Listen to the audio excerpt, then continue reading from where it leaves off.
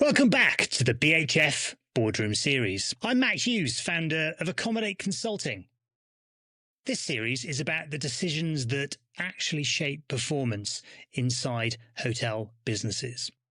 Not theory, not the headlines, but the judgment calls leaders make when time is short, pressure is high, and there's nowhere to hide. Across recent episodes, we've looked at operations, structure, brand, and commercial strategy. Today, we're focusing on the human layer that sits underneath all of that and quietly determines whether any of it works.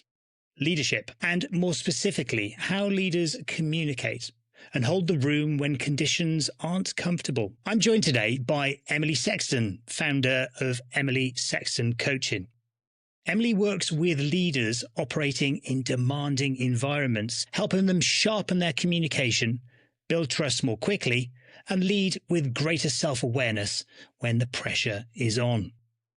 This isn't a conversation about leadership as an abstract concept. It's about how behavior, language, and pressure translate directly into execution and results, particularly in hospitality. Emily, great to have you with us. How are you? Thanks for having me. Yes, it's great. Great to join you here, Matt. Thanks for inviting me on. Good to see you as always. Before we get into the substance, it would be useful to start with a bit of context. For those listening who may not know your work, how do you describe what you do today and the situations leaders most often come to you with? Yeah, well, my background, as you know, is in communications, sort of 20 years in that industry. And the sort of latter part of that, the latter 10 years were spent in a large global hospitality group in the global communications team. So I suppose it sort of follows that the work I'm focused on now really is a blend of coaching, of course, but communications and leadership development. And as you've just sort of introduced there, how these things all come together in a really sort of practical way. So I suppose why do leaders come to me? It's usually because they sense an opportunity perhaps to do something differently.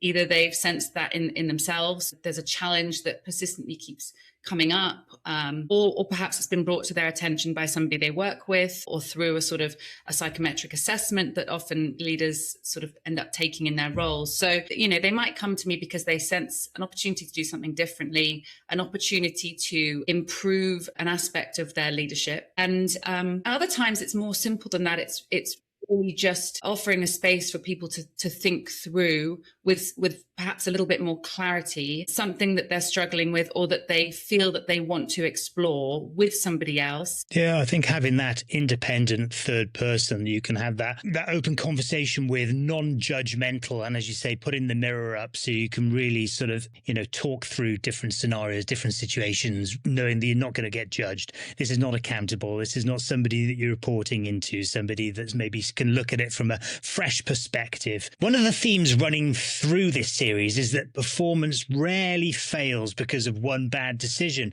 It usually fails because of misalignment, and communication is often where that misalignment first shows up. When organizations are under pressure, operationally or culturally, how does leadership communication typically change? And in your experience, what do leaders most often get wrong in those moments?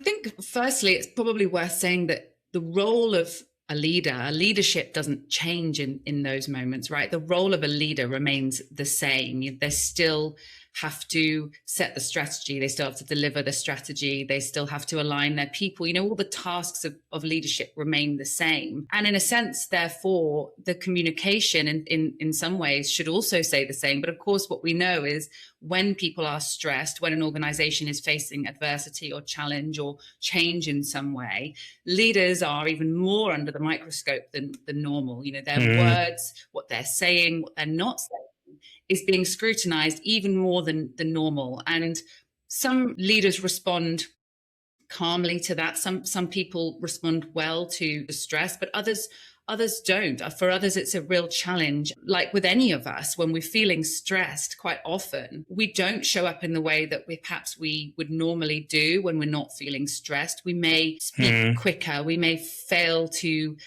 deliver certain messages that actually are really important for people to hear. We may clam up and sort of revert to saying nothing. And That's actually, I think, that the most damaging thing that you can do in that situation is to not tell people information. Of course, there may be constraints around what you can and can't say, but what we know from a kind of psychological perspective is people are wired to seek certainty and to seek answers. We need cognitive closure. So when leaders are saying too little, when there is too much silence, that is the most damaging in a sense, because people start to piece information together themselves. They start to guess, and quite often that guesswork is not correct, and it just causes more worry, and it starts the rumors spreading, and all those things that can really pull a business apart and make it harder for people to perform. It's distracting. So it's tough, isn't it, to understand the balance of what you should and shouldn't be saying. I think especially in a crisis,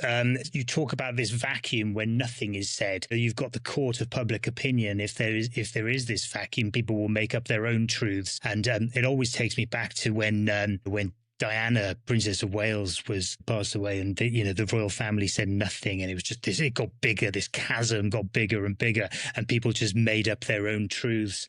And also the point you said about people react differently under pressure, and that's the people who see it. If you think of there's a crisis or an incident, everyone's interpretation of that is very different because it's high pressure, but also the body language. If your leaders suddenly have to react to a crisis and, wow, they're closed or whatever it is. Yeah, you're in the spotlight. That's right. And I think, I saw some research recently, I think it came from Stanford, that leaders are 10 times more likely to be criticized for under-communicating. People would rather hear the bad news than hear nothing. And of course, there are sensitivities around how those messages are delivered to make sure that you're doing what you need to sort of calm people if there is an opportunity to do so. I always sort of come back to with a kind of practical hat on, how can you best show up in those moments where you are uncertain? So it's acknowledging the situation, right? Let's not pretend this isn't happening. If we've got a bad situation happening, let's acknowledge it. Let's acknowledge how people are feeling in that moment, because we'll be hearing things, and hopefully as a leader, picking up on those things. So acknowledge what's happening, acknowledge how people are feeling, tell people what you do know, because there will be things that you do know and you can say, and tell people what you don't know as well. It's okay to be honest about that. Say, right now we've not reached. It's just as important, isn't it? We're not at that stage. Right. Be honest, and then tell them, here's what we're going to do next. And here's when you're going to hear from us next, and set a regular cadence for that, because people will be comforted to know, okay, well, I'm going to hear something at this point, and that will kind of keep them reassured. Yeah. Even if it's nothing, even if the update is that there is no update. And a lot of that comes down to trust. And trust gets talked about a lot in leadership circles, but it's often described in very abstract terms, especially in fast-moving, high-turnover environments like hospitality. What behaviors actually help leaders build that trust and credibility quickly with their teams? There's a few things that spring to mind on this one. So can people clearly see that you are competent in that role? Or within that, there may be an element of confidence. So can people see you confidently sort of carrying out that role, right? So there's a competence factor.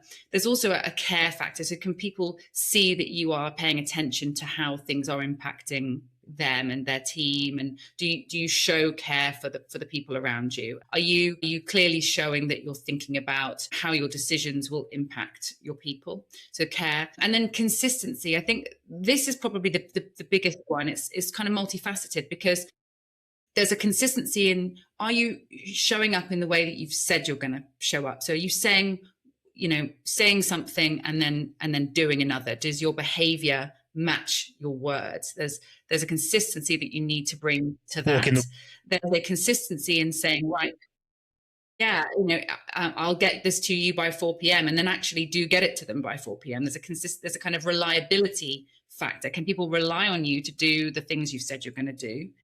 And then I think, there's something kind of emotional that underlies all of that, which is a consistency in how you're managing yourself emotionally. And that's not to say we should all become robots, right? We've got enough of those. We've got enough ChatGPTs and Claudes all over the place. It's about understanding how how your emotions are being displayed, how behaviorally you're coming across, and trying to bring a level of consistency in the sense that if your team come to you, are they nervous that actually they might be greeted with a real kind of emotional response to something? Okay. Somebody who's highs panic. and lows all the time. Yeah.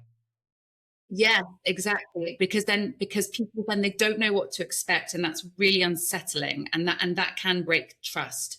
So I think there's something about it's not saying don't feel emotion, don't show emotion, because of course Sure. we are human, that's in our nature. It's about just trying to regulate how those emotions are presented in a way that doesn't then start to erode trust in your team. That's really interesting, isn't it? I know that I've seen people talk about it. If I think about it, when I think of leaders, one of the traits that I sort of think, wow, that's a good leader, is they're calm.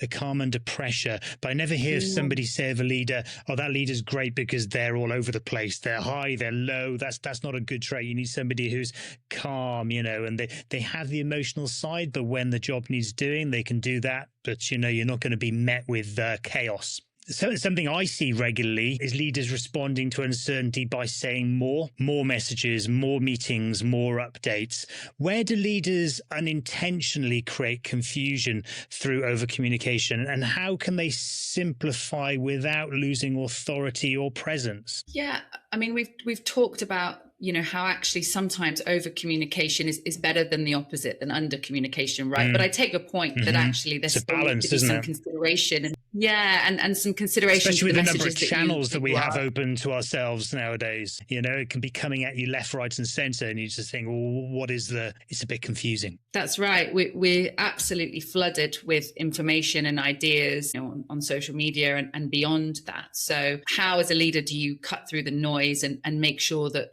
what you're saying is relevant and distilled in a way that people can understand when there is an important message to share? I think it really comes down to how focused you are on the outcome that you're trying to achieve.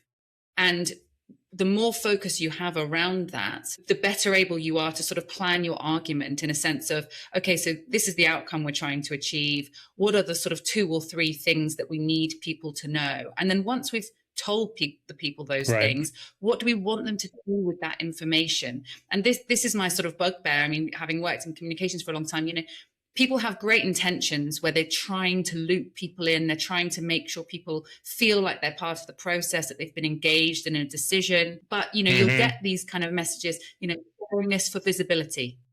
That's great. But we're flooded with information. Our inboxes are usually full, if we work in a busy job. So although it may be just to be aware of it, I think I still would want to know, okay, so, but, what do you want me to do with that information? If not now, but when? And how are you making that information still relevant to me in the role that I'm doing and in the role that I have with my team? Yeah. So it's about making things meaningful for the people that you're sharing the information with, really trying to look at it, I think, from their lens in quite an empathic way, if you can, and sort of think, right, what would that person need from this communication, and how can I either create another moment for that or try and sort of give them what they need in this moment.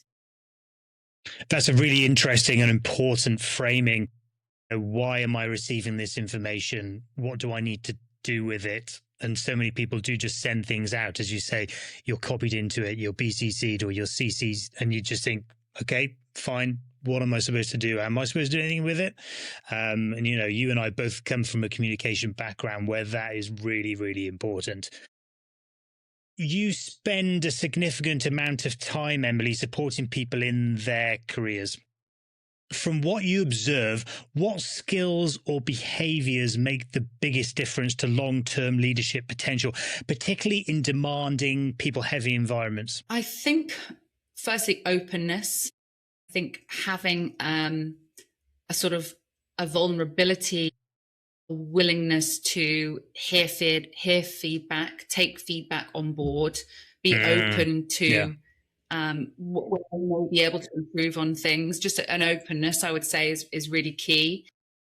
I think communication is one of those skills that is so fundamental in any role that you're in, particularly in a hospitality role or in a people role, in a leadership role, to what extent you are able to engage, inspire, reassure, create alignment, create trust, all of the things that enable you to lead the team, really, I believe, come down to your ability to communicate your values, what you want to happen. It really all comes down to that. So I think communication is still so fundamental, and the more that you can do to develop those skills early on, the better. And then the final one I would say is awareness, and awareness of your strength, but also, your blind spots, which sounds a bit counterintuitive. Well, how can I be aware of my blind spots? But actually there are ways that you can become more aware of the things that other people may be seeing in you that you don't see yourself, and decide whether with that insight, is that something that I want to work on, or is it not? Is it something that actually, there's somebody in my team who will always be much better at that. So actually, I'm going to lean more on them to sort of play that part. I'm going to stop trying to play that role myself. So that kind of awareness is so key. And so many amazing tools out there and ways now that you can get more insight, get more feedback for sure, but get more insight from a kind of data perspective on how you're likely, the sort of patterns that people are likely to see coming from you, and then decide whether, as I say, to kind of focus on them or not. Yeah, that's interesting, isn't it, about blind spots? Because just because you get some feedback, you take it on board, you take it on the right way, doesn't necessarily mean that you're going to be able to fix it. And that's why it's great to be able to recruit a diverse team with different skills. I always talk to people about recruiting for the skills that you don't have, and I think that's super important. You can't solve it all yourself, and that's why we scale and we work with people. But the self-awareness piece, let's scratch a little bit on that, because I find that really interesting, because as you say, with communication, it underlines everything, and having that awareness, that self-awareness. How do psychology and emotional intelligence actually show up in day-to-day leadership decisions, especially when leaders are under scrutiny or feeling exposed? Yeah. So I think when we are under scrutiny, when we're feeling exposed, I think I've said previously, we often lose the ability to sort of self-regulate in the way that we would be able to when we're feeling good, when it's just a kind of a normal day. And what in some instances or in some days could show up as a strength, when we're feeling stressed or under pressure, actually that strength, there's a sort of scale to that strength. And the more sort of stress and under pressure we feel, quite often we sort of move down that scale, where that strength can quite often become something that becomes a negative, can have a negative impact and cause damage, right? So, I work with a personality assessment called Hogan assessments. And in Hogan language, we sort of talk about these things as derailers. What could be a strength on one day could actually derail you and have reputationally quite a negative, impact for you and your career if it's not sort of managed. You can't manage that when you're not aware of it. So I think being aware of how you're responding to situations, typically, how you would typically react from a kind of emotional perspective, is really important to and to understand that. I think the psychology behind that, we all have emotional responses, but how are other people perceiving us, and what is that doing? How is that impacting our reputation is a really important, I think, lens to sort of put that through. And some people are more emotionally intelligent, I would say, than others naturally. For some, it doesn't come naturally. And for some, it does. But, if you are somebody who is, again, in Hogan terms, we talk about interpersonal sensitivity, which is people who sort of are quite in tune naturally with if that's a strength of yours, you're naturally probably quite in tune with how other people are thinking and feeling. And as you're communicating, you're doing it in a way which is kind of sensitive to others and their needs. And as that can be a huge strength in some contexts. But if somebody starts to feel really under pressure or stressed, sometimes what can happen is that strength can actually move. And what you'll start to notice is people becoming really skeptical, like they're reading the room a little bit too much. They're becoming a bit too cautious because they don't want to upset anybody, because they're seeking harmony. And so So actually Yeah. it slows them down on decision making. And it kind of has, a negative impact on things, which on a good day may not. So I think it's so important to know that about ourselves, to go, okay, I Yeah, it's notice pressure that I testing, am isn't it? holding What's going to things up happen? here. Yeah. Yeah. What's going to happen in a crisis? What's going to happen when things all of a sudden change and people start to panic? And it's very interesting to see the dynamics shift. You obviously going through, Hogan, and through your coaching, you see so many different sides of people, and you help them see that for themselves as well. And there's often this blurred line between coaching, mentoring, and managing. Where do you see leaders struggle to distinguish between the three, and how should they think about using them each more intentionally? There is a need to be directive at times. We can't always coach, we can't always mentor, particularly, if it's a matter of kind of safety or compliance and it's an urgent situation. Someone on your team comes to you asking, where can I find the fire extinguisher? There's a fire. You're probably not going to sit back and sort of well, what options have you explored already? And, and how could you push that thinking one step further? There's a time and a place, exactly. isn't there? And so you, in that moment, why do you you're think going we to don't tell need them, the fire? Tell me more about this fire. So there's a time and a place. I think there's an obvious moment where it does help to be directive, and that makes sense.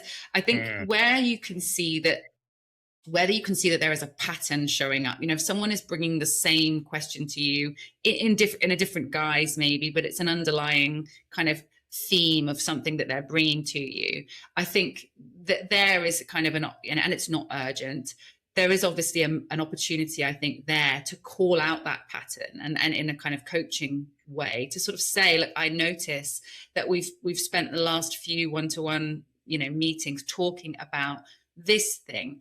I wonder if it would be useful for you to think about this, or, would it, and again, from a mentoring perspective, I wonder if it would be useful for me to share my perspective on this, or how I have navigated things, when I was in your role. This was how I navigated it. Would that be helpful to you? So you can check with people what they're kind of receptive for as well. Yeah, they may not want to hear your experience. They may not feel that they need that. They may want to work it out for themselves. So it is sort of just sense checking, what do they need in that moment, if of course it's not urgent. Yeah. And these are all skills, aren't they? As you mature as a leader, being able to sort of flip between these and sense what is needed for that person at that particular time. Many leaders, well, actually most leaders, if not all leaders today, are operating in near constant change. Growth, restructuring, ambiguity, shift in expectation. What advice do you most often give leaders navigating that kind of environment? Well, I don't ever give advice, Matt. just ask them. No, I'm joking. You allow the person to find their own advice. Right, exactly. I mean, I think, obviously I'm being facetious there, but I do think to some extent it does depend on what they're struggling with, because people will have an initial reaction to change, and then they'll start to think about actually what the situation is demanding of them, and a kind of different level of clarity, or actually a different level of anxiety, will emerge once they've had a bit of a chance to digest it. I think, if I put my coaching hat on, it's about helping them to understand exactly what part of that change, what aspect of that uncertainty are they most struggling with.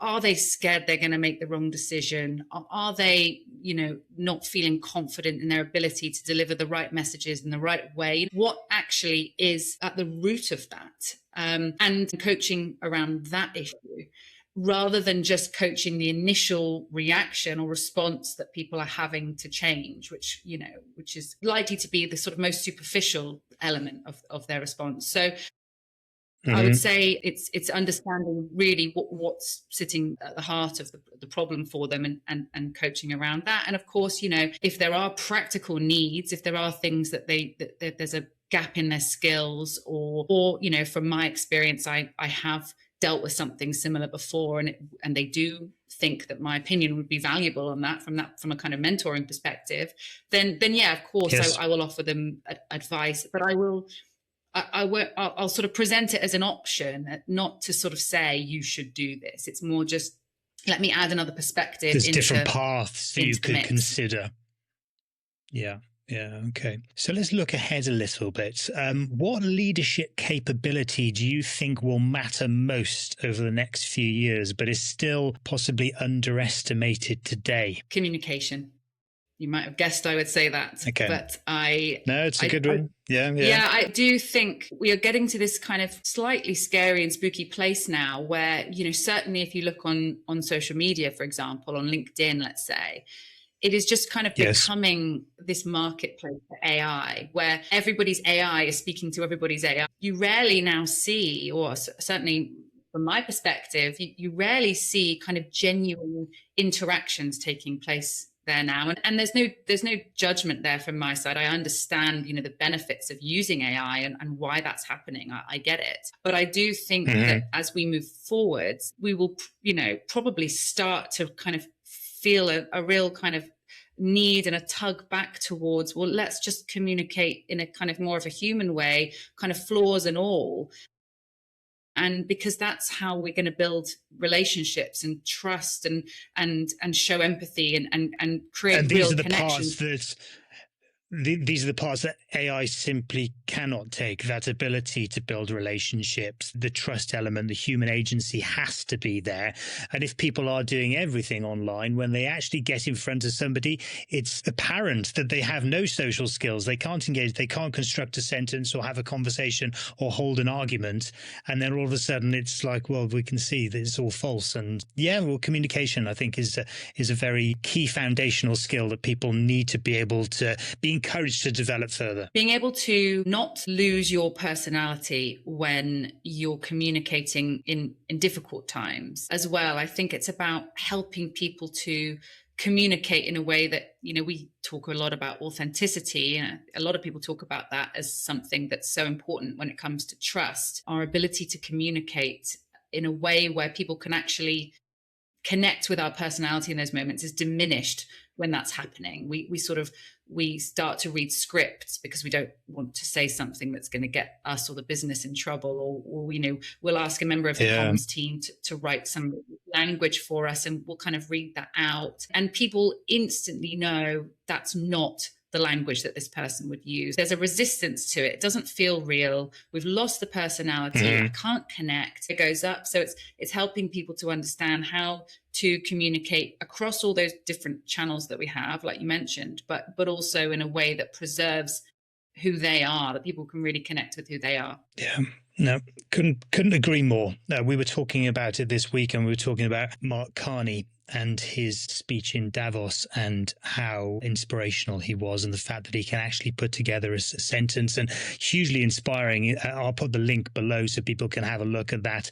And also a strategist that I follow which dissected it and talked about it. And obviously, there's an easy comparison there against Trump, and you can make your own decisions on what's better or worse, but really interesting. Emily, as we come towards the end of the show, I'm going to throw a few quick ones at you to close it out, if that's okay. In your opinion, what's one communication habit that leaders should drop immediately? Interrupting. Yeah. Okay. Yeah, it doesn't really help, does it? Yeah, I think there's just always an opportunity to listen more, and not to listen from the point of view of how am I going to, what do I want to say next? How am I going to respond to that? But just to listen. And if there's a silence after, so be it. Silence is not bad. So really wait, give the person the airtime, let them finish, and then give your answer afterwards. Yeah, maybe asking questions about what it is that they've said, so you can show that you are listening rather than saying the next thing or asking the next thing. What's the biggest myth about strong leadership? That you have to be charismatic to be a strong leader. I think there's a lot of research coming out now, or has been sort of recently, to sort of say that actually charisma it can be not a good thing when it comes to leadership. And this kind of old school perception of the really kind of bold, charismatic leader is outdated. And actually we're seeking different qualities in leaders today. What's a simple question that consistently unlocks better conversation? And what else? Oof, it's a powerful one. And on that, Emily, I'm going to say a massive thank you. It's been really, really interesting. Great to catch up as always, and to have some thorough conversation on how leadership shows up in very practical ways. It's a reminder that performance doesn't just come from strategy or structure. It comes from how leaders communicate, how they listen, and how they respond when things don't go to plan. This episode forms part of the wider BHF Boardroom series, where we explore the realities behind performance across leadership, operations, organizational design, and ownership. Emily, thank you again for your time and insight, and thank you for listening. And I'll see you in the next Boardroom Conversation.